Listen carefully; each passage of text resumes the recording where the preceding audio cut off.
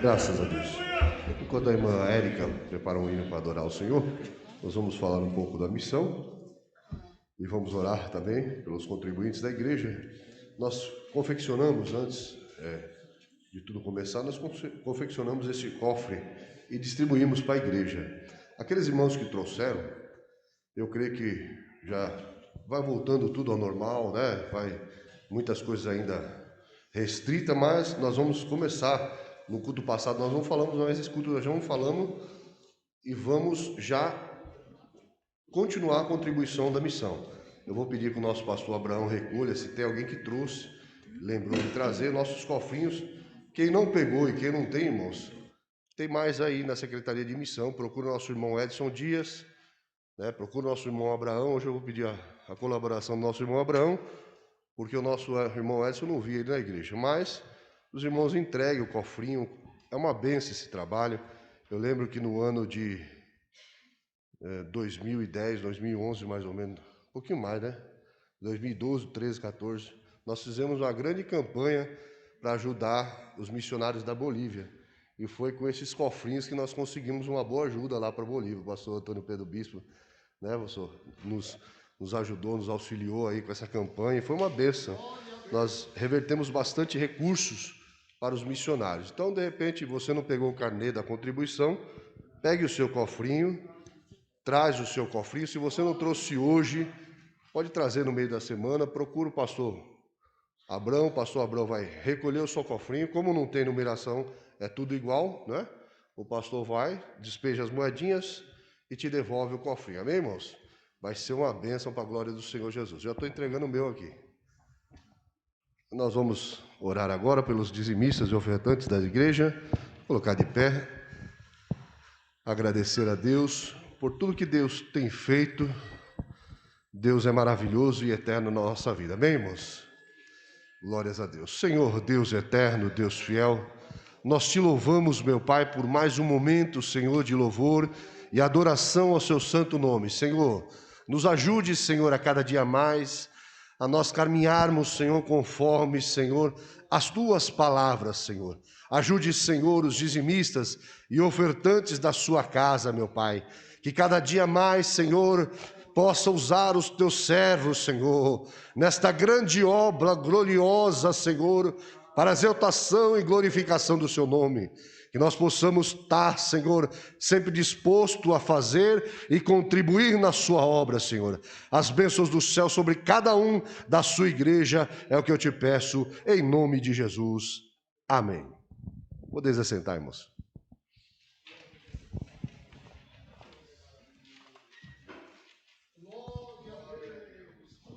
Cumprimentos, irmãos, com a paz do Senhor Jesus.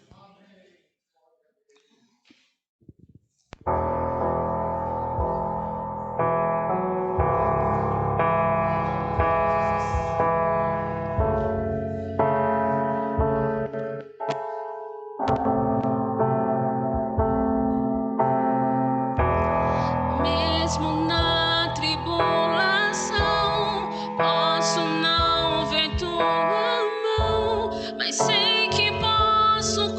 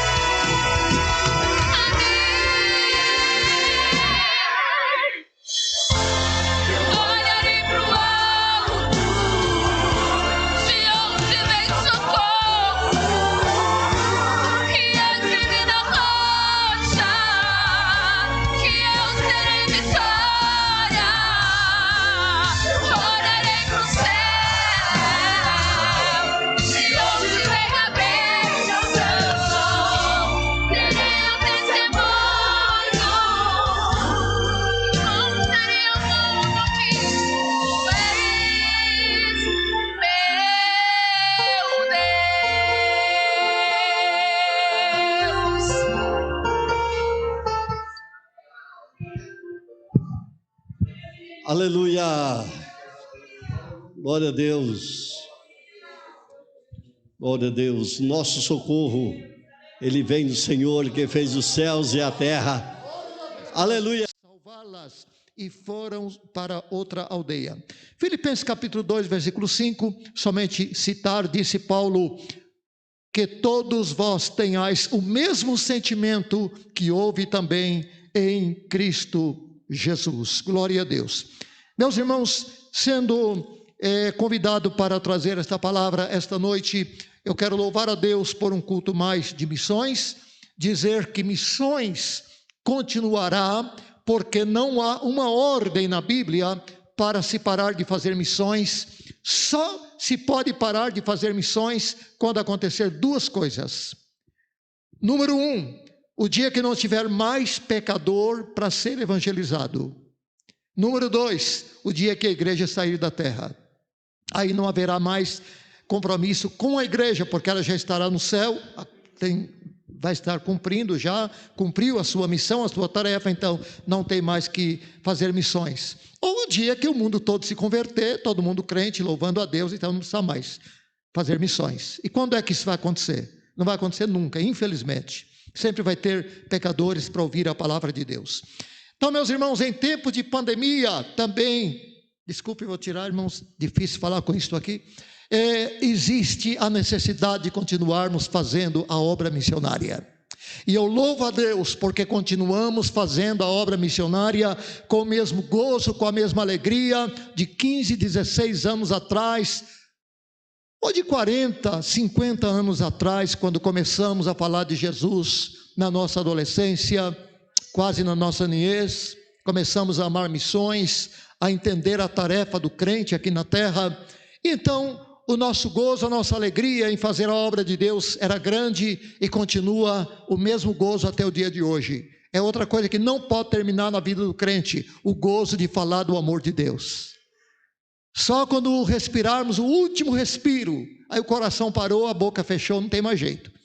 Meus irmãos, mas nós temos que continuar fazendo missões da forma que nós lemos o segundo texto que lemos aqui, Jesus capítulo 9, Lucas informando aquele acontecimento, e da forma que Paulo nos pede para fazer no capítulo 2, versículo 5 de Filipenses, com o mesmo sentimento com que trabalhou e com que falou de Deus, Jesus. Não como o primeiro exemplo que lemos nessa noite. Foi muito interessante, estava pensando hoje, meus irmãos, lembrando uma vez mais de Jonas, a história que se conta na classe das crianças, fazendo aquelas ilustrações bonitas do barquinho para lá e para cá, e Jonas sendo engolido pelo peixe, e aquela coisa toda.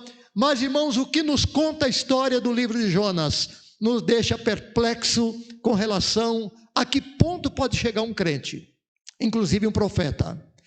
Eu disse a princípio, com todo respeito, que Jonas está no céu, tenho absoluta certeza que foi um homem com quem Deus contou, foi um momento difícil da vida dele, de grande desafio. Eu acredito que depois ele se converteu também, mas, meus irmãos, Jonas foi chamado, Deus o chamou e disse, levanta-te. Eu não sei se ele estava num momento de muito conforto, de muito acomodação onde estava, vivendo bem, muitos amigos em volta, talvez morando numa boa casa, e não era talvez aquele profeta, aquele missionário que gostava muito de viajar, era mais caseiro, era bem patriota, gostava muito de pregar, mas para o seu povo, gostava muito de profetizar, mas para os israelitas, que é muito bom, né? Pregar entre família e falar para a igreja quando está dando glória a Deus, falando línguas, e é uma maravilha, entre família tudo é bênção. Agora esse negócio de viajar, deixar o conforto, deixar a casa, deixar os parentes, deixar os amigos para trás e ir para um lugar desconhecido e ainda mais sem saber o que vai acontecer, já é outra história, é outros 500, como dizemos. E foi o que aconteceu com Jonas. Não sei, eu creio que foi a primeira vez na sua vida que Deus lhe faz um desafio de ir pregar para quem não falava a sua língua. E ele então, Deus diz, levanta-te, Jonas. E ele se levantou. Mas se levantou pela segunda vez para fugir da presença de Deus. Deus mandou ele ir para Nínive, capital da Síria, onde Deus queria começar um grande avivamento a nível nacional, naquele país pagão, idólatra, que não conhecia Deus, e Deus queria fazer um avivamento, Deus queria fazer uma obra, mas a mensagem que Deus deu para Jonas pregar, foi uma mensagem muito dura, foi uma mensagem de uma realidade muito forte, e eu acho que Jonas se assustou com a missão, e disse, negativo, não disse para Deus que não ia, mas se levantou, comprou a passagem, entrou no navio e foi para outro lugar. Deus mandou ele ir para um lugar que hoje seria Monsul, ali no Iraque, e ele tomou a decisão de ir para a Espanha, ir para Tarsis, uma região lá da Espanha, lugar completamente diferente do que Deus queria. Talvez na Espanha também, em Tarsis também, havia almas, havia gente que precisava de ouvir de Deus, mas o homem não tem que escolher para quem ele vai falar, para onde ele vai viajar, o que é que ele vai fazer. O homem que é homem de Deus, a mulher de Deus, tem que andar na direção do Espírito Santo e ir para onde Deus manda, para onde Deus quer, para onde Deus dirige, e não para onde ele imagina que deve ser. Mas como ele tinha dinheiro, tinha recursos, talvez tinha experiência, quem sabe ele pensou, eu vou fazer missões, mas eu vou fazer lá na Espanha, lá em Tarsis. Pelo menos eu não tenho nada contra eles, nunca nos perseguiram, estão longe. Agora esses ninivitas aqui, esse povo inimigo que eu tenho raiva deles, não quero saber de orar por eles, de abençoá-los com a palavra. Mas todos sabemos como Deus tratou com Jonas, ele não era dono da sua vida. E Deus, meus irmãos, prepara todo aquele cenário, aquele terrível problema na viagem, e de repente Jonas, querendo ou não querendo, chega onde Deus queria, que Deus é soberano, e ele começa a pregar. E o que Jonas menos queria aconteceu, que o povo se arrependesse. Eu nunca vi um missionário do tipo de Jonas. Todo missionário, quando sai, pede oração, se prepara e quer que a igreja fique orando para que haja avivamento, para que haja salvação de almas. E quando não há um grande resultado, há muita frustração, muita tristeza. E com Jonas foi o contrário. Jonas não queria, e de repente ele chega e começa a pregar. Irmãos, e na primeira, na segunda, na terceira vez que Jonas está pregando, ele já começa a ver o movimento. É o maior movimento de toda a história da obra missionária, foi o movimento realizado através da pregação de Jonas. E é interessante que ele não pregou de cura, não pregou de avivamento, não pregou de alegria, não pregou de bênçãos, não falou nem de salvação. A pregação dele era aquela que foi pior do que a de João Batista. Pregação dura, como machado ao pé da raiz da árvore. Era de destruição. Dentro de 40 dias Nínive será destruída. E está escrito aqui uma coisa muito interessante, irmãos, que Jonas, parece que foi ele mesmo que escreveu este livro. E é muito difícil. Uma coisa que eu admiro em Jonas, talvez a única coisa que eu admiro, a sua sinceridade. Se foi ele que escreveu esse livro, ele foi muito corajoso de escrever a sua própria história de um profeta que manchou o seu currículo. Que, como eu disse, irmão, se há um profeta, se há um missionário que eu não quero imitar, é Jonas. Mas pelo menos esse ponto positivo ele tem. Quando chegou o momento que estavam desesperados e apavorados e perguntando quem era o culpado, ele se levantou e quando se deu conta disse, bom, já que vão morrer todo mundo mesmo, deixa eu já confessar. E ele confessou e foi sincero, disse que o culpado era ele. A outra coisa que eu também admiro em Jonas é a sua coragem, né? Ele disse, o único jeito é vocês me lançarem. Me lança no mar, e ele sabia que era um suicídio, ele ia morrer. Mas ele disse, me lança no mar, já está tudo perdido mesmo, e talvez vocês vão escapar. Mas, meus irmãos, era a forma que Deus estava agindo para despertar o profeta fujão, o profeta rebelde, o profeta desobediente e submisso, que queria fazer o que queria. E então, todos conhecemos a história, ele começa a pregar, caminho, meus irmãos, de 1 dia, 2 dias, 3 dias, e a sua mensagem dura foi ao coração dos pecadores. Que avivamento! Aqui nós temos lido, não dá para entrar em detalhes, que o povo se arrependeu. Quando ouviram a mensagem, se converteram. De repente chega a mensagem ao Palácio Real, e o rei também se converte. Decreta jejum, decreta quebrantamento, arrependimento profundo, e o grande avivamento acontece a ponto de mover o plano inicial de Deus. Deus resolveu não destruir mais a nação. Foi uma mensagem, irmãos, tocante, impactante. O milagre aconteceu, chegou no que Deus queria. E então, Jonas mesmo aqui escrevendo, nos informa, irmãos, uma coisa muito difícil. Ao invés dele se alegrar, ao invés dele se sentir feliz com o resultado, ele mesmo escreve que ele se sentiu tremendamente revoltado com Deus. Ele não queria que aquilo acontecesse.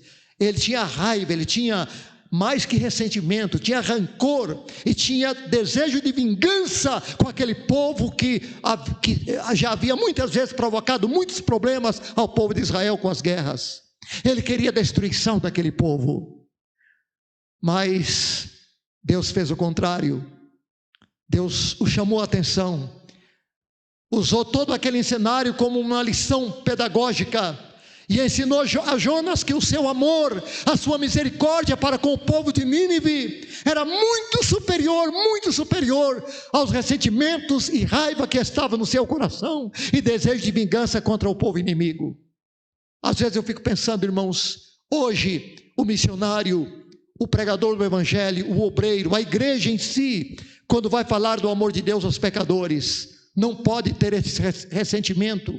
Esses dias de pandemia, que o mundo está sofrendo, tanta gente morrendo, há crentes que diz, bom, mas Deus está pesando a mão, e Deus está em juízo com a terra, e até um certo ponto é verdade. Eu creio que Deus está colocando o pé no freio, Deus está chamando o mundo a juízo, mas nós devemos ter um espírito de compaixão, de amor, de misericórdia, que Deus permite muitas circunstâncias para que o povo se arrependa, porque ele se entristece quando um pecador morre e entra no inferno.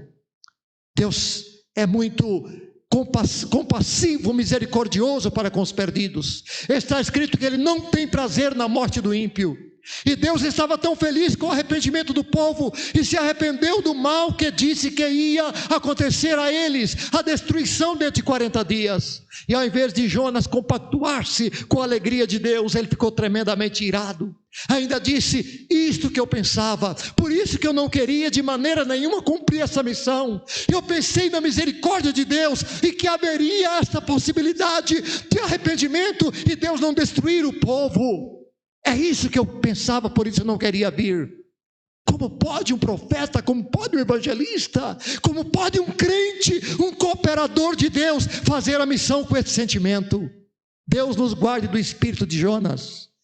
Mas agora, meus irmãos, terminando já, chegando para a conclusão por causa do relógio, nós encontramos um missionário a quem devemos imitar.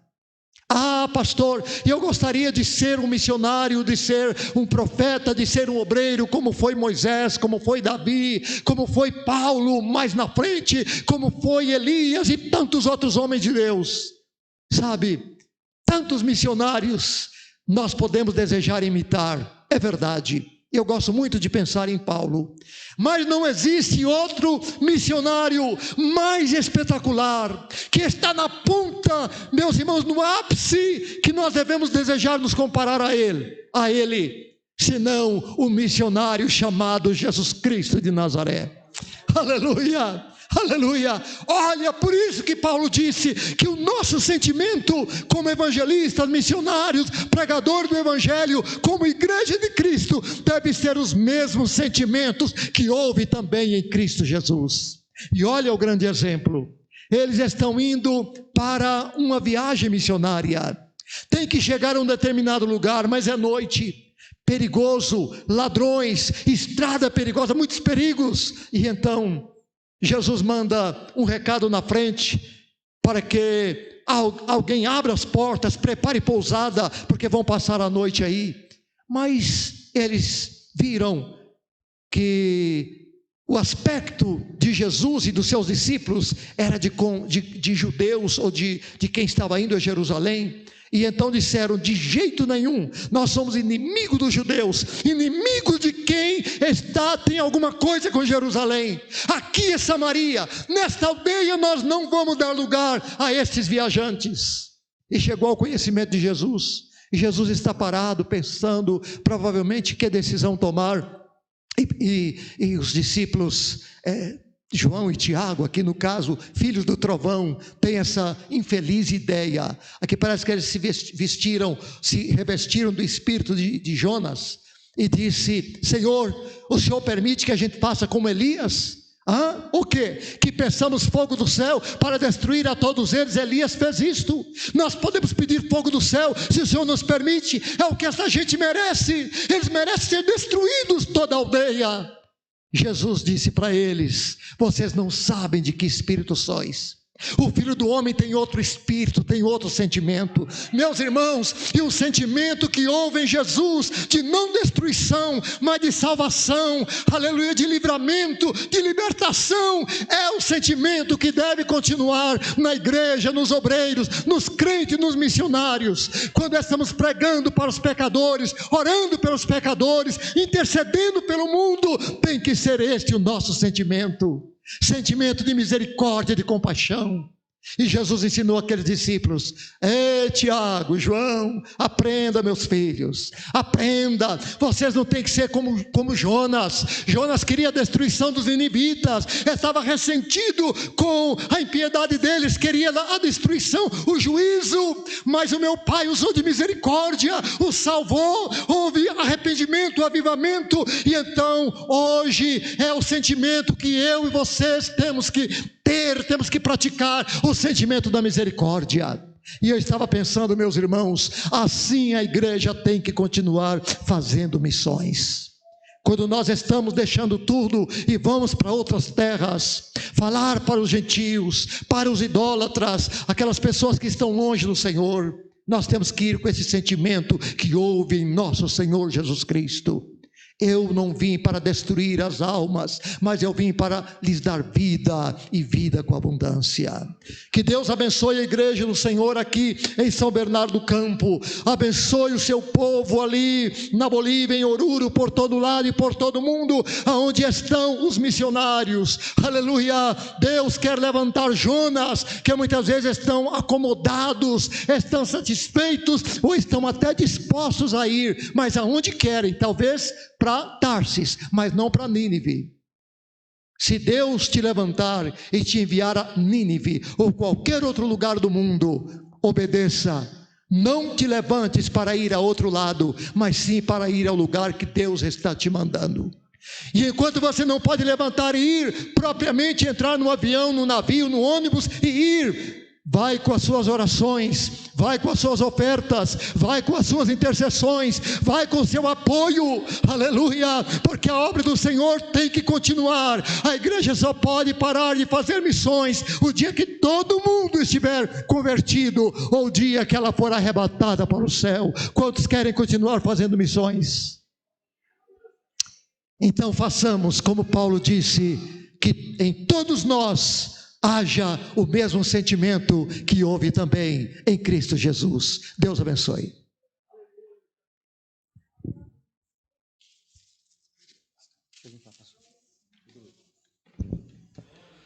Que palavra gloriosa aos nossos corações, que nós possamos se encorajar a cada dia mais, né? O pastor Antônio Pedro falou, né? Se Jesus voltar, a igreja será arrebatada para os céus. Mas enquanto Jesus não voltar, temos que ter fé e confiança, essa sementinha plantada em nosso coração para fazer a obra missionária, amém? Tem conosco, na nave da igreja, na galeria, alguém que queira entregar a sua vida a Jesus nessa noite? Algum que ouviu a sua palavra, a palavra de Deus, e queira disponibilizar a sua vida? A partir de hoje eu quero mudar a minha vida. Jesus vai te mudar, Jesus vai te transformar, tenha certeza disso. Existe no meio da gente alguém que queira entregar a sua vida para Jesus? Glória a Deus. Se não tem, eu quero agradecer ao pastor Antônio Bispo pela gloriosa palavra. Todos os obreiros, a nave da igreja já voltaram ao trabalho para o nosso pastor Antônio Marques.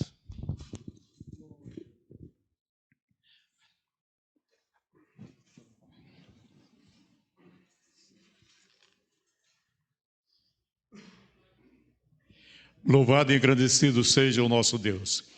Amados, hoje nós temos o prazer de ter aniversariantes, vamos estar orando. A Iron, que completou no dia 13, e também a Jane. Vamos estar orando. Que Deus conceda muitos anos de vida, de paz, de alegria. Quero fazer aqui um comunicado e os irmãos vão transmitindo esse comunicado também aos outros que não vieram. O último dia do mês, que é dia 31, uma sexta-feira, nós teremos naquela sexta-feira um culto de gratidão ao nosso Deus pela vida do nosso pastor setorial. Dia 31, sexta-feira, normalmente é culto de ensino, mas nós vamos ter aqui um culto de adoração a Deus e de gratidão pelos anos de vida que Deus tem concedido ao nosso pastor setorial. Amém? Vamos colocar em pé. Também quero comunicar aos irmãos que terça-feira, próxima terça-feira, eu estou, se Jesus não voltar até lá e o aeroporto não me bloquear de novo o voo, eu vou estar visitando os nossos missionários lá no sertão da Bahia. Com uma boa notícia, Jesus está salvando toda semana no evangelismo pessoal, porque lá também as igrejas estão fechadas.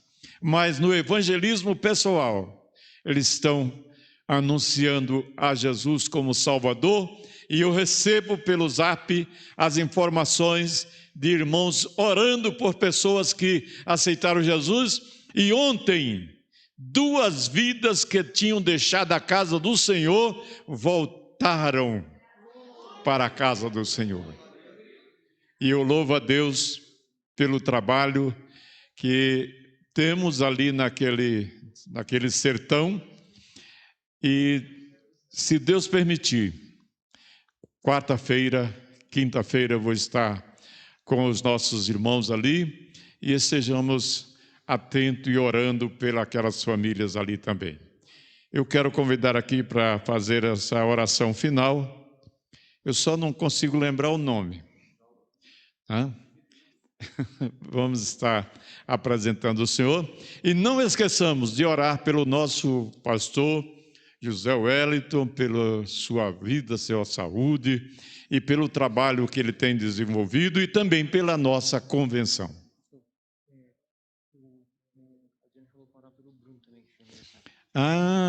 Quem é o Bruno que fez aniversário? Mais um aí para ser cumprimentado, né? Esses dias em que fazem aniversário não está tendo festa, só está tendo oração de agradecimento a Deus.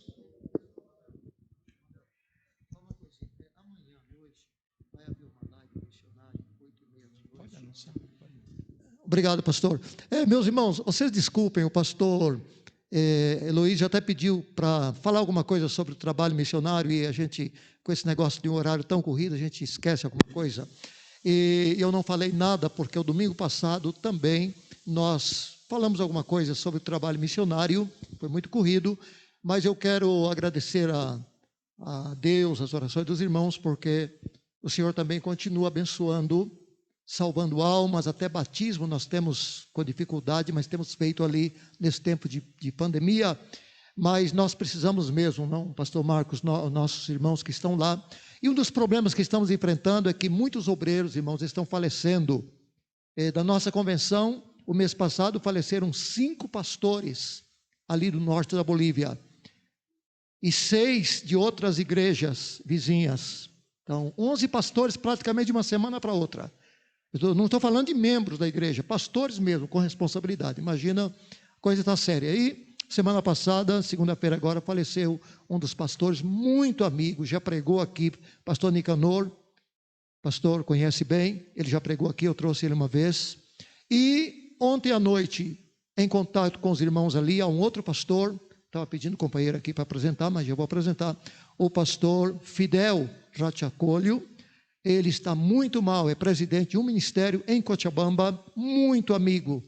Eu, irmão, sinceramente, esses dias estou bem abatido, porque grande parte dos pastores que têm falecido ali com o Covid são amigos, são conhecidos. E o pastor Nicanor, muito amigo nosso. O pastor Flávio mandava uma ajuda para ele mensalmente, e essa ajuda entrava na minha conta e eu passava para ele, e ele sempre muito alegre, muito feliz. Um homem de Deus, muito batalhador.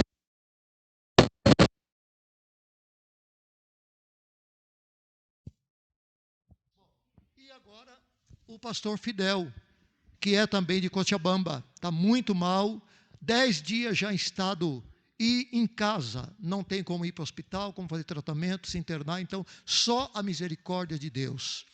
E essa noite era quase meia-noite, a gente estava em contato com os irmãos lá na Bolívia, e eu dando palavra de consolo à sua esposa, cuidando do marido em casa, a igreja necessitando. Os irmãos, vejam, já falta tanto obreiro, tanta necessidade de obreiro nos campos missionários, e parece que há uma colheita de obreiros, não sei. E o nome dele é pastor Fidel. O companheiro vai orar, por favor, a igreja ajude em oração, ore pelo pastor Fidel. E sobre alguma coisa do trabalho, que eu não tive tempo de falar, amanhã na live, junto com o irmão Johnson, estaremos tendo essa live sobre o trabalho, a partir de 8h30 da noite. Os irmãos estão convidados para assistir, se assim desejar. Muito obrigado, pastor, por ter me dado mais essa.